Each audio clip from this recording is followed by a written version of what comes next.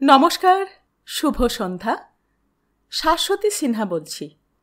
আপনারা শুনছেন অভিজ্ঞান গাঙ্গুলির ষড়শাস্ত্রের অন্তর্গত উপন্যাসিকা সোমশাস্ত্র। আজ দ্বিতীয় পর্ব, অধ্যায় 4। শুরু করি। রাজকুমারী দুর্ধরার কক্ষ। নিজের কক্ষ যেভাবে ছেড়ে গিয়েছিল কয়েক বছর পূর্বে, এখনো প্রায় একই রকম আছে। রাজভৃত্যরা গত কয়েক বছর তার অনুপস্থিতিতে পরিষ্কার করে রেখেছে এই কক্ষ। তাই সকালে এই কক্ষে পা দিতেই অনেকগুলো স্মৃতি এসে ভিড় করছিল দুর্ধরার মনে।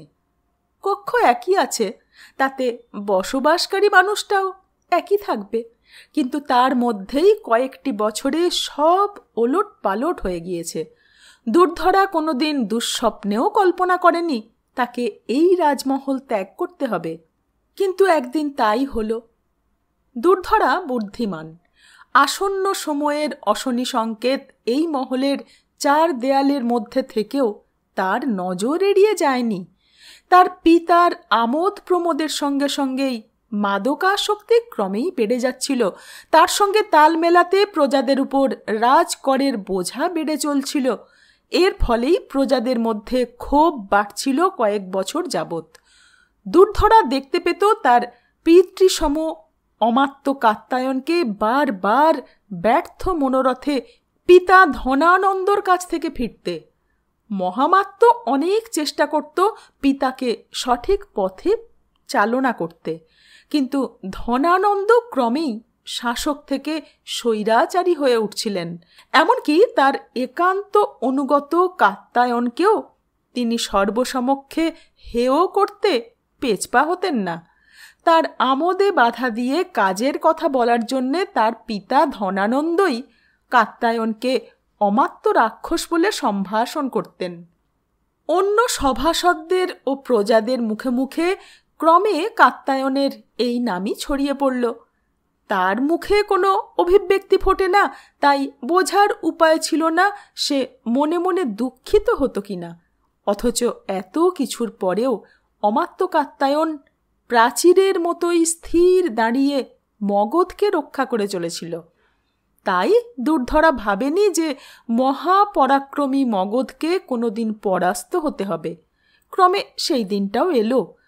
দুর্ধরার মনে আছে, একদিন ভোরের আলো ফোটার আগেই তার কাছে অমাত্য রাক্ষস ছুটে এসে বলেছিল, আমরা পরাজিত হয়েছি রাজকুমারী, আপনি এই মুহূর্তে গোপনে রাজমহল ত্যাগ করুন। প্রথমে কথাটার তাৎপর্য বুঝতে পারেনি দুর্ধরা, পরে বুঝতে পেরে তার হৃদয় আশঙ্কায় কেঁপে উঠেছিল। সে জানতে চেয়েছিল, মহল ত্যাগ করব? আমাদের দুর্গে শত্রু প্রবেশ করবে?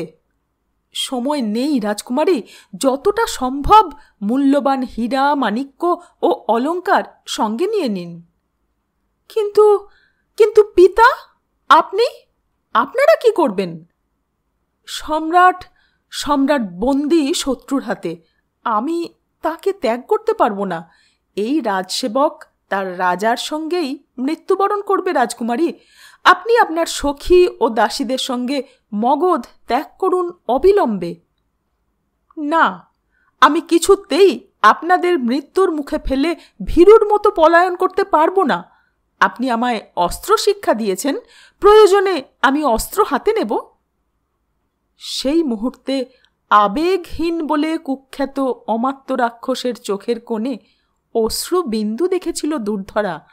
আর্দ্র কণ্ঠে মিনতি করেছিল পর্বতের মতো অটল মানুষটি, দোহাই রাজকুমারী, আমার কথা শুনুন।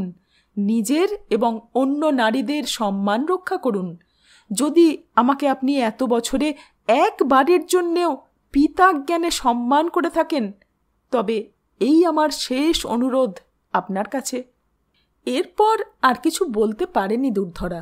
নিজের 2 বাল্যসখী কৃষ্ণকলি ও মধুবন এবং সেই সঙ্গে প্রায় 30 জন নারীকে নিয়ে মগধ ত্যাগ করে দুর্ধরা। পরের 2 দিন দুর্ধরা আত্মগোপন করে অপেক্ষা করেছিল পিতা ও অমাত্যর মৃত্যু সংবাদের, কিন্তু বিস্ময়করভাবেই তা এলো না, বরং দুর্ধরা জানতে পারে যে ক্ষমতা দখলকারী এক তরুণ অধিনায়ক এবং তার ব্রাহ্মণ গুরু কাউকেই নাকি হত্যা করেনি। সকলের সামনে দুটি বিকল্প রেখেছে, হয় তাদের সঙ্গে যুক্ত হও অথবা নির্বাসনে যাও। প্রথমে এই সংবাদ বিশ্বাস করেনি দুর্ধরা, কিন্তু তার কয়েকদিন পশ্চাৎ যখন তার পিতা এবং অমাত্য অক্ষত ফিরে এলো, সেদিন মনে মনে ঈশ্বরকে অশেষ ধন্যবাদ দিয়েছিল সে। রাক্ষসকে নাকি পুনরায় মহামাত্য পদে বহাল করতেও চেয়েছিল শত্রুরা, কিন্তু রাক্ষস রাজি হননি। পিতা ধনানন্দ আগামী কয়েকটি বছর শুধুই নিজের অপমানের জ্বালায় দগ্ধ হয়েছেন দিন রাত, কিন্তু দুর্ধরার মনে জেগেছিল কৌতূহল, কে এই চন্দ্রগুপ্ত, যে নাকি বিজিত পক্ষের প্রতিটি নারীকে সসম্মানে বেঁচে থাকার বিকল্প দিয়েছে? কে এই সেনানায়ক যে যুদ্ধক্ষেত্রের বাইরে কোনো তৃতীয় ব্যক্তির রক্ত ঝরাতে অস্বীকার করেছে? অমাত্য রাক্ষসের পুরো বিষয়টায় কী দৃষ্টিভঙ্গি সেটা বোঝা যায়নি, তিনি নিজেও মুখ ফুটে কিছু বলেননি, কিন্তু পিতা ধনানন্দ এই সব কিছুকে চূড়ান্ত অপমান হিসেবেই দেখেছেন। তাকে জীবনদান করাটা সবচেয়ে বড় অপমান বলে মনে করেন তিনি, কিন্তু এর চেয়েও বড় অপমান বাকি ছিল। কয়েক মাস পূর্বেই হঠাৎ রাজকুমারী জানতে পারেন যে তার সঙ্গে সেই অজানা সেনানায়ক, বর্তমানে মগধ নরেশ, চন্দ্রগুপ্ত মৌর্যর বিবাহ প্রস্তাব রাখা হয়েছে মগধের পক্ষ থেকে।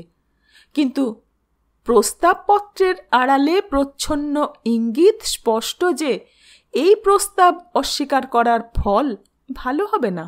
বোঝাই যায় এই পত্রের প্রেরক এই বিবাহ সম্পন্ন করতে বদ্ধপরিকর এবং তার পিতা ধনানন্দর হাতে কোনো বিকল্প রাখেনি। রাক্ষস এসেছিল দুর্ধরার মত নিতে। তিনি এও বলেছিলেন যে তিনি এই বিবাহে রাজি নন। দুর্ধরা অসম্মত হলে তিনি তাই জানাবেন মগধকে এবং এর ফলে যে কোনো বিপদের মোকাবিলা তিনি করবেন। দুর্ধরা তার রাজধর্ম পালন করে সম্মতি জানায়। সে জানত অসম্মতির ফল কি হতে পারে। এরপর যেদিন দুজন ব্রাহ্মণ তার কাছে আসে তার মত শুনতে, সেদিনই তাদের সম্মতির কথা জানিয়ে দেন দুর্ধরা, কারণ রাজকুমারী বুঝতে পেরেছিলেন যে এই বিবাহ করতে অস্বীকার করলে রাজরোষ নেমে আসবে তার পিতার ওপর। রাজকুমারী তা হতে দেবেন না। তিনি নিজের রাজধর্ম পালন করে শত্রুর সঙ্গে একই শয্যা গ্রহণ করবেন, প্রয়োজনে ধর্ষিত হবেন, কিন্তু তার কারণে নিজের প্রিয়জনের প্রাণ বিপন্ন করবেন না। নিজের শয্যায় বসে সমস্ত কথা মনে পড়ে যাচ্ছিল রাজকুমারী দুর্ধরার। প্রতিটি নারীর স্বপ্ন থাকে এক স্বপ্ন পুরুষকে জীবনসঙ্গী করার, কিন্তু আজ তার বিবাহ এবং রাজকুমারী নিজের হবু স্বামীকে চোখেও দেখেননি। জানেন না তিনি যে আগামী দিনে কী ধরনের অত্যাচার অপেক্ষা করে আছে তার জন্যে। বহুক্ষণ দমন করে রাখা অশ্রু চোখ ফেটে বেরিয়ে আসতে চাইছিল তার, কিন্তু না, তাকে দৃঢ় থাকতে হবে, ভেঙে পড়লে চলবে না। এই তার রাজধর্ম যা তিনি পালন করবেন। বহুক্ষণ পূর্বেই তার এবং তার কক্ষে উপস্থিত দুজন সখীর জন্যে ভোজন দিয়ে গিয়েছে এক ভৃত্য।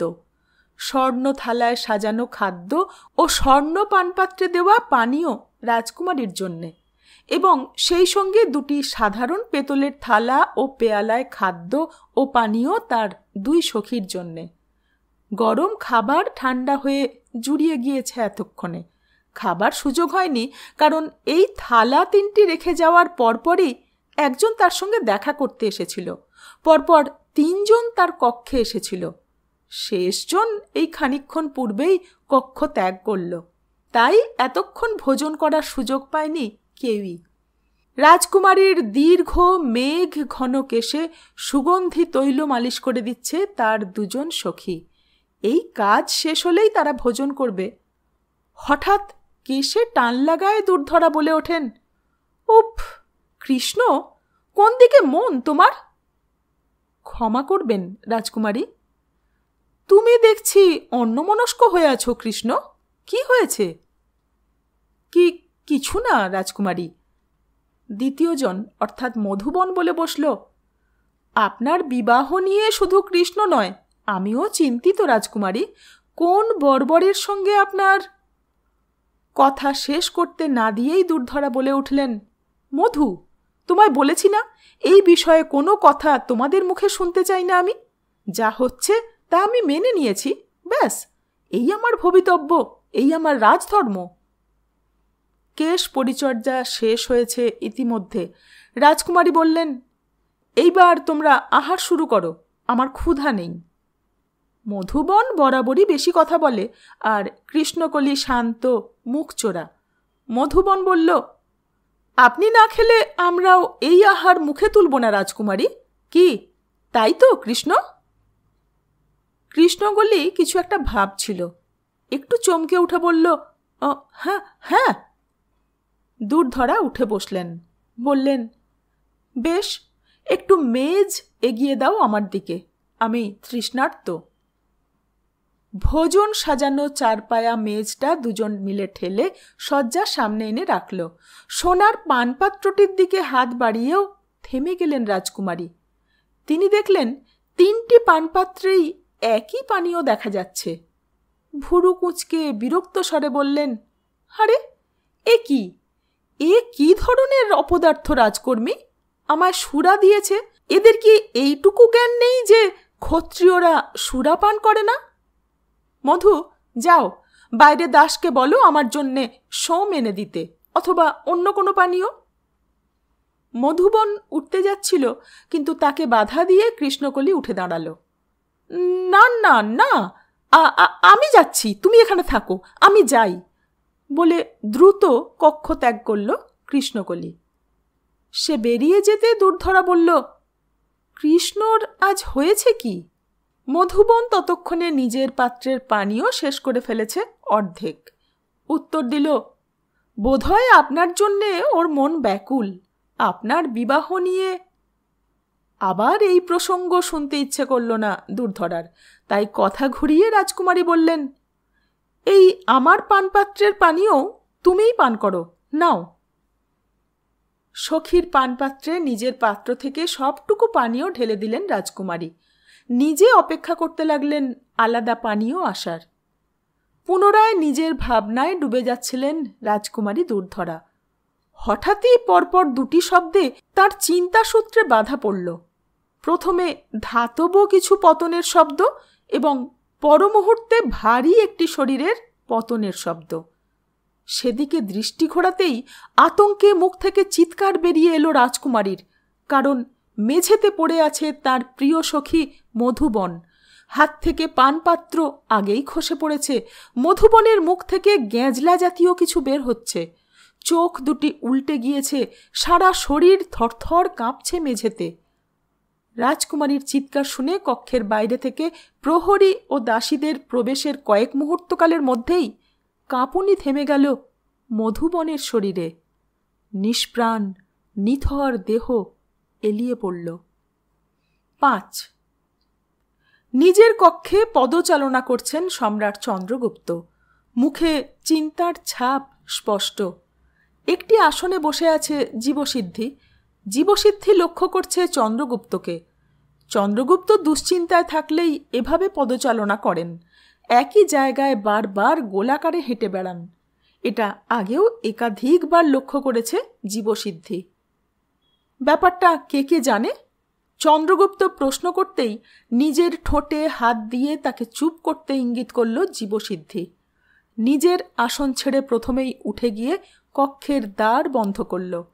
অতীতে বহু বছর আচার্য চাণক্যর জন্যে গুপ্তচর বৃত্তি করার ফলে জীবসিদ্ধির মধ্যে এক সহজাত সতর্কতার ভাব তার চারিত্রিক বিশেষত্ব হয়ে দাঁড়িয়েছে। বাইরে 2 জন রাজপ্রহরী মোতায়েন আছে এমনিতেই, কারুর পক্ষেই তাদের বার্তালাপ বাইরে থেকে শুনতে পাওয়ার সম্ভাবনা নেই। তবুও দ্বার রুদ্ধ না করে কথা শুরু করতে জীবসিদ্ধির আপত্তি। নিজের আসনে ফিরে এসে বলল, আপাতত গোপন রাখা হয়েছে অন্যান্য অতিথিদের থেকে। আমি মহামাত্য কৃষ্ণনাথ এবং আমাদের কয়েকজন রক্ষী জানে, আর জানে ধনানন্দ এবং রাক্ষস। তাদের জানাতে বাধ্য হয়েছি রাজকুমারীর অনুরোধে। এছাড়া কয়েকজন বিশ্বস্ত রাজরক্ষী জানে, উপায়ও নেই তাদের না জানিয়ে। তারা অন্য কাউকে জানাবে না এমন ভাবার কারণ কি? এই দুজনের সঙ্গে সর্বক্ষণ একজন করে বিশ্বস্ত রাজরক্ষীকে থাকতে নির্দেশ দিয়েছি। রক্ষীর সামনে কথা বলতে পারবে না কেউই। আর অন্য রক্ষীরা? তাদের এই মহলে প্রহরায় থাকতে বলেছি পরবর্তী নির্দেশ না দেওয়া পর্যন্ত। এর ফলে তারা অতিথিদের সঙ্গে কথা বলার সুযোগ পাবে না। বেশ, আর? রাজকুমারীর দ্বিতীয় সখী নিরুদ্দেশ এখনো, তবে রাজপ্রাসাদ ত্যাগ করতে পারেনি আমি নিশ্চিত। সে এখানেই কোথাও আছে, বেশিক্ষণ লুকিয়ে থাকতে পারবে না। রাজার আদেশে প্রধান দ্বার আমি রুদ্ধ রাখতে নির্দেশ দিয়েছি। কোনো অবস্থায় যেন কাউকে প্রবেশ করতে বা বাইরে যেতে না দেওয়া হয়। শুধু একজন ব্যতীত, তিনি এলে যেন তৎক্ষণাৎ তাকে এই দক্ষিণ মহলে আনা হয়। চলা থামিয়ে জীবসিদ্ধির দিকে চেয়ে চন্দ্রগুপ্ত প্রশ্ন করলেন, তা তিনি কখন আসছেন? একজন সৈনিক দ্বারা সংবাদ পাঠিয়েছি আচার্যর কাছে। চলে আসবেন আশা করছি কিছুক্ষণের মধ্যেই। পুনরায় পদচালনা শুরু করলেন চন্দ্রগুপ্ত। জীবসিদ্ধি নিজের আসনে বসেই কক্ষের সজ্জা দেখতে শুরু করল। সে একজন উত্তম পর্যবেক্ষক। আচার্যর সমান না হলেও অন্যদের থেকে তার পর্যবেক্ষণ ক্ষমতা বেশি নিঃসন্দেহে। মখমলের ভারী রক্তিম পর্দা ঝুলছে বাতায়নের দুধারে ও দ্বারে। ছাদ থেকে মস্ত ঝাড়বাতি, এর সঙ্গে আজকের বিশেষ অবসরে ছাদে ও দেওয়ালে পুষ্পমালা দিয়ে সাজানো হয়েছে। আসবাব সাজানো।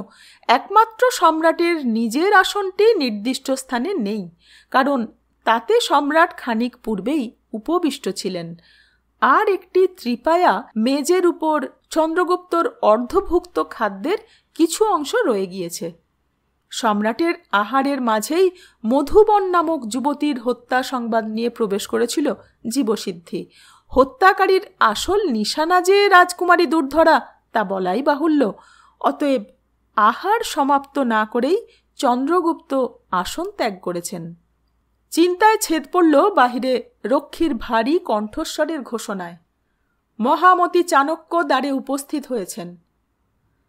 জীবসিদ্ধি দ্রুত উঠে গিয়ে দ্বার খুলে দিল।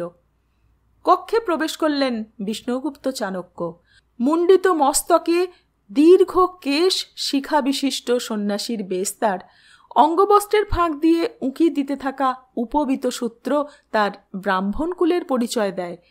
বিস্তৃত ললাটে ত্রিপুণ্ড টিকা, কাঁধে তাদের অতি পরিচিত কাপড়ের ঝোলা।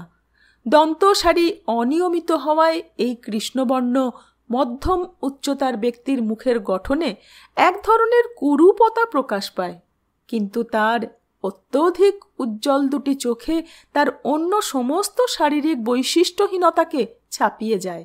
সেই দুচোখের অন্তর্ভেদী দৃষ্টি যেন সম্মুখ ব্যক্তির হৃদয়ের গহীন কোণের সমস্ত গোপন রহস্য প্রত্যক্ষ করতে সক্ষম।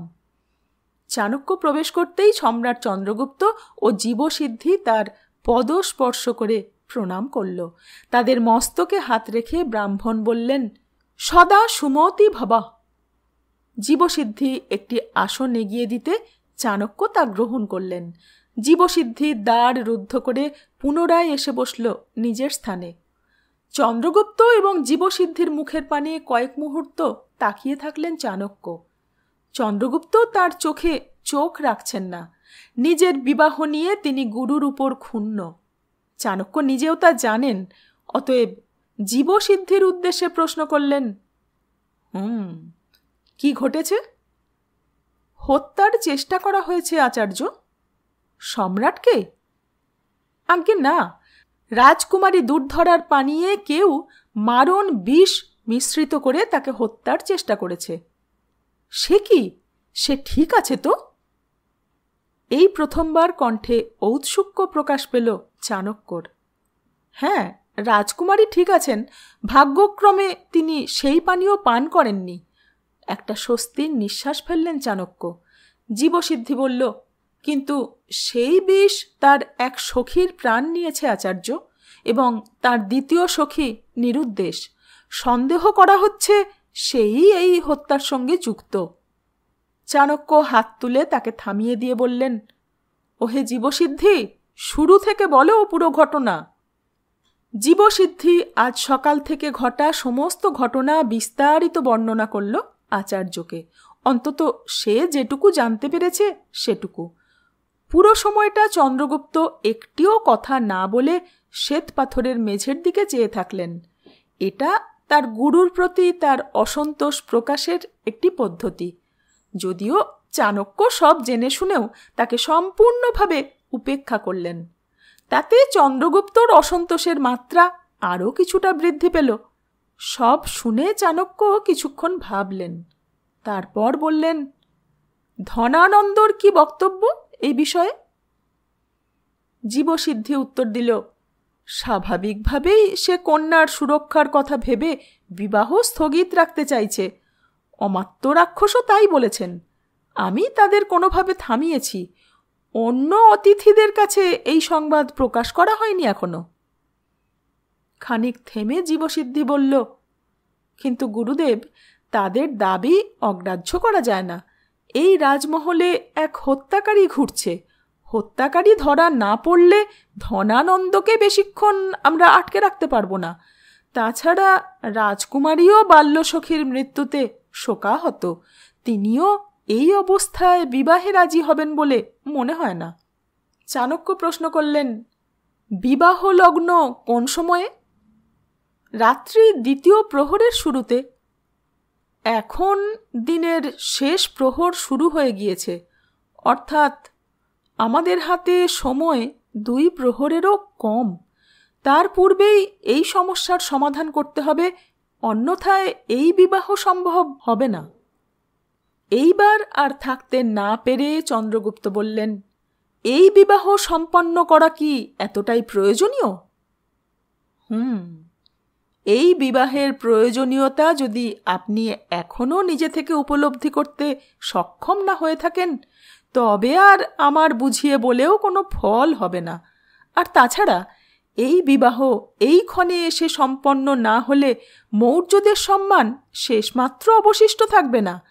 যে সম্রাট তার হবু স্ত্রীর সুরক্ষা নিশ্চিত করতে পারে না, তার উপর অন্যান্য প্রজা ও করদাতা জনপদের রাজারাও ভরসা রাখতে পারবে না। পুরো কথা চাণক্য চন্দ্রগুপ্তর দিকে না তাকিয়েই বললেন। তার দৃষ্টি চলে গিয়েছে সম্রাটের অর্ধভুক্ত খাবারের দিকে। কিছুক্ষণ কিছু ভাবলেন চাণক্য। বললেন, ওহে জীবসিদ্ধি। বলুন আচার্য। এক পাশে সরিয়ে নিয়ে গিয়ে জীবসিদ্ধিকে কিছু বললেন আচার্য। সম্মতিসূচক ঘাড় নাড়ল জীবসিদ্ধি। তখনই বাইরের প্রহরী ঘোষণা করল, মহামাত্য কৃষ্ণনাথ এসেছেন। কথা শেষ করে দ্বারের দিকে এগিয়ে যেতে যেতে চাণক্য প্রশ্ন করলেন, কৃষ্ণনাথ মহাশয় বিষয়টি জানেন?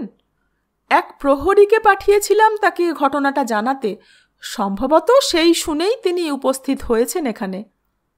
চাণক্য দ্বার খুলে দিতেই প্রবেশ করলেন কৃষ্ণনাথ। তাকে দেখে জীবসিদ্ধির মনে হলো যেন সকালের থেকেও 5 বছর বয়স বেড়ে গেছে বৃদ্ধের। চোখ কোটরাগত হয়ে গিয়েছে তার। অসহায় কণ্ঠে চাণক্যকে বললেন, আচার্য, আচার্য, এ দায়িত্ব থেকে আমায় মুক্তি দিন, দয়া করুন। আপনি প্রধানমন্ত্রী পদ ত্যাগ করার পর আপনারই অনুরোধে আমি এই পদ গ্রহণ করেছিলাম, কিন্তু এই গুরুদায়িত্ব আমার পক্ষে যে আর সামলানো সম্ভব হচ্ছে না। ভাবতে পারেন, হত্যা! এই রাজপ্রাসাদে আজকের দিনে হবু মহারানীকে হত্যার প্রচেষ্টা! কি অনর্থ, কি অনর্থ! বৃদ্ধর 2 কাঁধে হাত রাখলেন চাণক্য। বললেন, আপদকালে ভেঙে পড়ার মানুষ তো আপনি নন আর্য। এখনই তো আমাদের মস্তিষ্ক শীতল রেখে পরবর্তী পদক্ষেপ ভাবার আদর্শ সময়। পূর্বে এর চেয়েও গুরুতর সমস্যার সম্মুখীন আমরা হয়েছি, মহামাত্য মহাশয়, তাই নয় কি? 1 বর্ষ পূর্বে যখন সারা দেশের অর্থনীতি ভেঙে পড়ার দোরগোড়ায় দাঁড়িয়েছিল, তখনও আপনি পাশে ছিলেন আমাদের।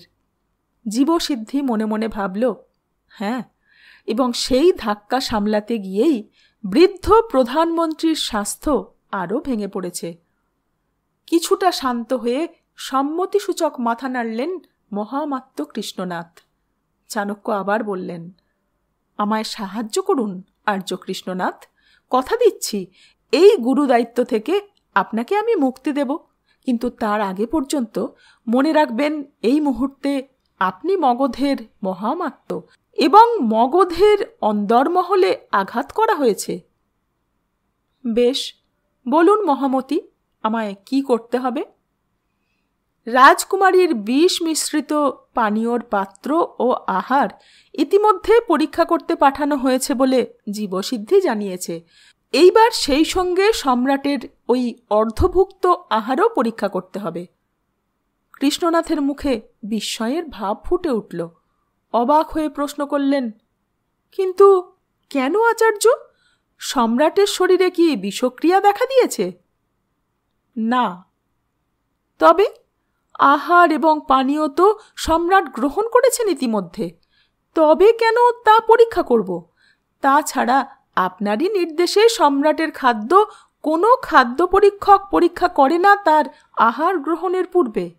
আপনাকে সব বুঝিয়ে বলতে সময় লাগবে, তবে আপাতত এই কথা কাউকে বলার প্রয়োজন নেই যে সম্রাট আহার গ্রহণ করেছেন ইতিমধ্যে। আপনি গিয়ে অমাত্য কাত্যায়নকে নিয়ে আসুন। জীবসিদ্ধি ততক্ষণে এই আহার আর পানীয় নিয়ে আপনার অপেক্ষা করবে পরীক্ষা গৃহের সামনে। আমি চাই এই পানীয় এবং আহার ধনানন্দদের বিশ্বাসযোগ্য কোনো মানুষের উপস্থিতিতে পরীক্ষা করা হোক, তাই কাত্যায়নকে সঙ্গে যেতে অনুরোধ করুন। বিস্ময়ের ভাব পুরোপুরি কাটল না অমাত্য কৃষ্ণনাথের মুখের ভাব থেকে, কিন্তু তিনি প্রশ্ন করা থেকে বিরত থাকলেন। বেরিয়ে গেলেন রাক্ষসের উদ্দেশ্যে। জীবসিদ্ধিকে ইশারা করতে সেও স্বর্ণ থালা ও পানীয় নিয়ে বেরিয়ে গেল কক্ষ থেকে। তারা বেরিয়ে যেতে চন্দ্রগুপ্ত চাণক্যকে প্রশ্ন করল, আপনি সন্দেহ করছেন আমার আহার বা পানীয়তেও বিষ ছিল? মৃদু হেসে চাণক্য বললেন, থাকলেও যে তোমার শরীরে তা প্রভাব ফেলবে না তা তুমি ভালোই জানো। কথাটা মিথ্যে নয়। এই গোপন তথ্যটি মুষ্টিমেয় কয়েকজন মাত্র জানে। বাল্যকাল থেকেই চন্দ্রগুপ্তর আহারে নির্দিষ্ট মাত্রায় বিষ মিশিয়ে তাকে নিয়মিত খাইয়ে গিয়েছেন চাণক্য। চন্দ্রগুপ্তর বয়সের সঙ্গে সঙ্গেই সেই বিষের মাত্রাও বৃদ্ধি পেয়েছে। আজও তার আহারে বিষ মেশানো হয়ে থাকে চাণক্যর নির্দেশে, যে কারণে সম্রাটের আহার কোনো খাদ্য পরীক্ষকের গ্রহণ না করার কড়া নির্দেশ দিয়ে রেখেছেন চাণক্য। বিষের মাত্রা এখন এতটাই বৃদ্ধি পেয়েছে যে সেই আহার গ্রহণ করলে যে কোনো সাধারণ মানুষের মৃত্যু ঘটবে। কিন্তু দীর্ঘদিন ধরে নিয়মিত বিষ গ্রহণের ফলে চন্দ্রগুপ্তর শরীরে প্রতিরোধ ক্ষমতা গড়ে উঠেছে। যে কোনো বিষই তার ক্ষতি করতে পারবে না, এমনকি বিষধর সর্পের দংশনেও তার মৃত্যু হবে না, কারণ চন্দ্রগুপ্তর শরীরে বিষের প্রভাব পড়ে না। চাণক্য বহু বর্ষ পূর্বেই জানতেন যে ভবিষ্যতে চন্দ্রগুপ্ত এই আর্যাবর্তর সম্রাটের সিংহাসনে বসলে তাকে গুপ্ত হত্যার চেষ্টা শত্রুরা করবেই, এবং গুপ্ত হত্যার সবচেয়ে বহুল ব্যবহৃত পদ্ধতিটি হল বিষপ্রয়োগ। শুধু খাদ্যে নয়, অস্ত্রের ধারালো অংশ বিষাক্ত করে অথবা বিষধর নাগ ব্যবহার করেও হত্যা করার উদাহরণ আছে।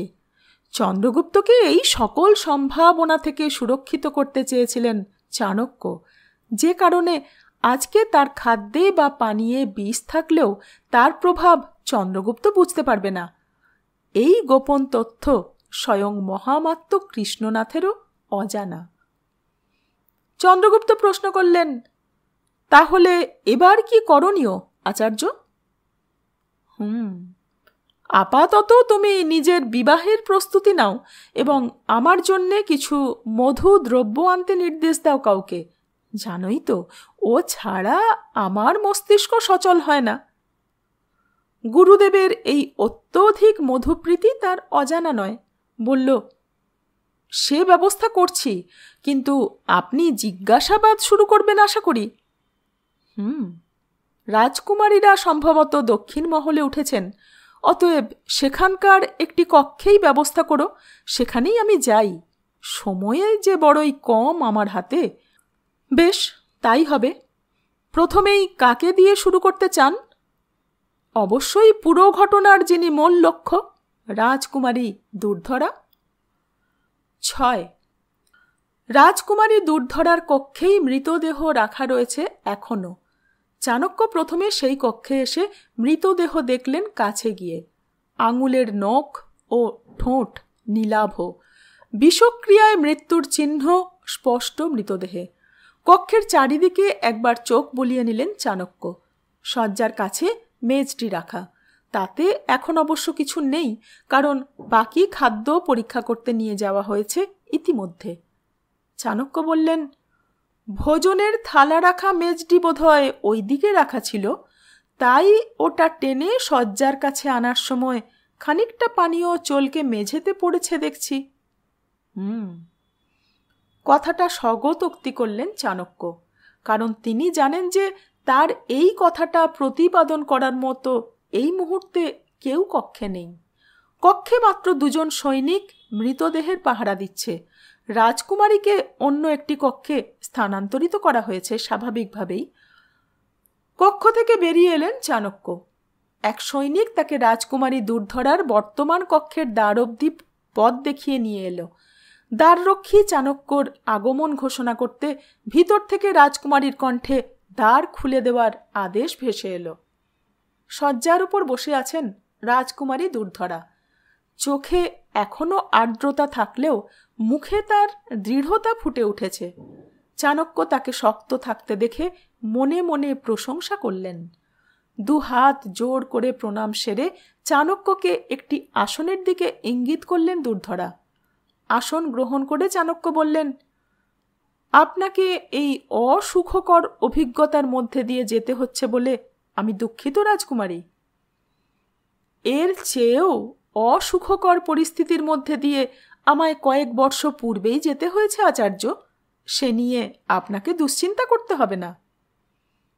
কথার মধ্যে চাণক্যর প্রতি শ্লেষ গোপন করার কোনো প্রচেষ্টা করলেন না দুর্ধরা। চাণক্য তার ব্যঙ্গোক্তি গায়ে না মেখে প্রশ্ন করলেন, ক্ষমা করবেন রাজকুমারী, কিন্তু আপনাকে কয়েকটি প্রশ্ন করতেই হবে আমায়। বলুন। বাইরে থেকে দ্বাররক্ষী পুনরায় জীবসিদ্ধির আগমনের ঘোষণা করল। চাণক্য অনুমতি দিতে কক্ষে প্রবেশ করল জীবসিদ্ধি।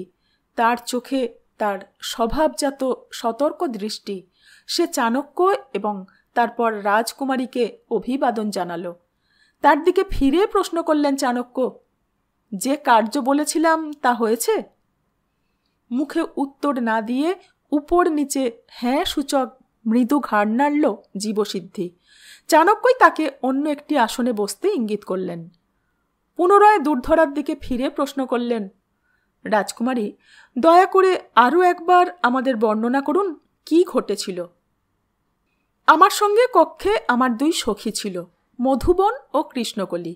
আমাদের আহার্য ঠান্ডা হয়ে যাচ্ছিল দেখে আমি তাদের আহার শুরু করতে বলি, কিন্তু নিজের পানপাত্রে সোমের পরিবর্তে সাধারণ সুরা দেখে আমি কৃষ্ণকলিকে পাঠাই আমার জন্যে অন্য পানীয়র ব্যবস্থা করতে, কারণ আমি তৃষ্ণার্ত ছিলাম। মধুবন নিজের পানপাত্র খালি করে ফেলেছে দেখে আমি নিজের পানীয় মধুবনের পাত্রে ঢেলে দিই, আর সেটা পান করতেই থেমে যান রাজকুমারী। চাণক্য প্রশ্ন করলেন, যে দাসী আপনার কক্ষে আহার্য সাজিয়ে দিয়ে গিয়েছিল তাকে লক্ষ্য করেছিলেন? না, মনে করতে পারছি না তাকে। ঠিক আছে, তাকে খুঁজে পাওয়া দুষ্কর হবে না। আপনি আমায় বলুন, আপনার এই 2 সখীদের আপনি কত বছর চেনেন? বাল্য সখী 2 জনেই, অথচ তাদেরই মধ্যে একজন এই মুহূর্তে নিখোঁজ। এর কি কোনো ব্যাখ্যা আপনার কাছে আছে? আপনার কি মনে হয় সেই আপনার পানীয়ে বিষ মিশিয়েছিল? না, কৃষ্ণকলি নিজে থেকে এই কাজ করতে পারে না। বেশ, তার মানে আপনি সন্দেহ করছেন যে তাকে কেউ বা কারা লোভ বা ভয় দেখিয়ে এই কাজ করিয়েছে, তাই তো? উত্তর দিলেন না দুর্ধরা। চাণক্য পরবর্তী প্রশ্নে চলে গেলেন। আপনি কি কৃষ্ণকলিকেই নিজের জন্যে পানীয় নিয়ে আসার আদেশ দিয়েছিলেন? এই প্রশ্নে খানিকটা ভাবলেন রাজকুমারী। ঘাড় নেড়ে বললেন, আজ্ঞে না। আপনার প্রশ্নে এখন আমার স্মরণে আসছে আমি মধুবনকেই বলেছিলাম আমার পানীয় বদলে দিতে, কিন্তু কৃষ্ণকলি নিজেই যেতে চাইল। অর্থাৎ সে পলায়ন করার উদ্দেশ্য নিয়েই কক্ষ ত্যাগ করেছিল। নিজের বুকের উপর থাকা লম্বা কেশ শিখায় আলতোভাবে হস্তচালনা করে চাণক্য পুনরায় প্রশ্ন করলেন, রাজকুমারী, একবার ভেবে বলুন তো, আপনার সখী কৃষ্ণকলির আচরণে কি কোনো রকম অসঙ্গতি লক্ষ্য করেছিলেন আজকে? হ্যাঁ, করেছিলাম। আমি এবং মধুবন দুজনই লক্ষ্য করেছিলাম যে কৃষ্ণকলি আজ অন্যমনস্ক ছিল। এক ধরনের অস্থিরতা ছিল তার চিত্তে। তাকে সেই প্রশ্ন আমি করেও ছিলাম একবার যে তার চিত্ত আজ চঞ্চল কেন, কিন্তু সে উত্তর দেয়নি। ক্ষমা করবেন রাজকুমারী, আপনার সখী কৃষ্ণকলির প্রতি আমার কিন্তু সন্দেহ ক্রমেই ঘনীভূত হচ্ছে। তার আচরণ সব দিক থেকেই ইঙ্গিত করছে যে সে দোষী। আশা করছি এই প্রহর শেষ হওয়ার পূর্বেই তাকে খুঁজে পেয়ে যাবে সৈনিকরা। রাজকুমারী কোনো কথা না বলে অন্যদিকে তাকিয়ে রইলেন। জীবসিদ্ধি বুঝতে পারল চাণক্যর কথায় রাজকুমারী একমত নন, কিন্তু এই পরিস্থিতিতে নিজের সখীর পক্ষ নিয়ে বলার মতো কিছু পাচ্ছেন না তিনি। চাণক্য পুনরায় প্রশ্ন করলেন, কৃষ্ণকলির এই অন্যমনস্ক ভাব কি আজ প্রভাতের সময় থেকেই ছিল, নাকি বিশেষ কোনো ঘটনার পর তার মধ্যে এই অস্থিরতা দেখা দেয়? এইবার একটু ভেবে উত্তর দিলেন রাজকুমারী। না, এখানে আসার আগে অবধি সে স্বাভাবিক ছিল। আমার কক্ষ থেকে অতিথিরা বিদায় নেওয়ার পর থেকেই তার মধ্যে অস্থিরতা প্রকাশ পেতে শুরু করে। ভ্রু কুঁচকে গিয়েছে চাণক্যর। অতিথি? আজ্ঞে হ্যাঁ। কারা? আমার পিতা আর্য কাত্যায়ন এবং পৌরবরাজ মলয়কেতু তিনজন এসেছিলেন একে একে আমার সঙ্গে সাক্ষাৎ করতে। এরা আপনার কক্ষে দাসী আহার্য রেখে যাওয়ার আগে এসেছিল নাকি পরে? উত্তর দিতে গিয়ে থেমে যান রাজকুমারী দুর্ধরা। তিনি বুদ্ধিমতী, অতএব এই প্রশ্নের তাৎপর্য উপলব্ধি করতে কয়েক মুহূর্ত সময় লাগে তার। নিচুস্বরে উত্তর দিলেন, প্রত্যেকেই পরে এসেছিলেন। অর্থাৎ তারা যখন এই কক্ষে ছিলেন তখন মেজে আপনার খাদ্য ও পানীয় রাখা ছিল, তাই নয় কি? কণ্ঠ কিছুটা উপরে উঠিয়ে দুর্ধরা বললেন, আপনি কি ইঙ্গিত করতে চাইছেন আচার্য চাণক্য? নিজেদের সুরক্ষা ব্যবস্থার গাফিলতির ভার এড়াতে এইবার কি আপনি আমারই আপনজনদের আমাকে হত্যা করার প্রচেষ্টার দোষে দোষী সাব্যস্ত করতে চাইছেন? শান্ত ভঙ্গিতে চাণক্য বললেন, অবশ্যই না। আমি শুধু তথ্যগুলো বলছি। কাউকে দোষী বা নির্দোষ বলার সময় এখনো আসন্ন নয়। কিন্তু রাজকুমারী, আপনার পিতা ও কাত্যায়ন মহাশয় যে আপনার আপনজন তা আমি মানছি, কিন্তু পৌরবরাজ মলয়কেতুর আপনার সঙ্গে কি প্রয়োজন থাকতে পারে তা ভেবে পাচ্ছি না রাজকুমারী। কিছুটা বিব্রত ভাব দেখা দিল দুর্ধরার মুখে। বললেন, পৌরবরাজ আমার সঙ্গে।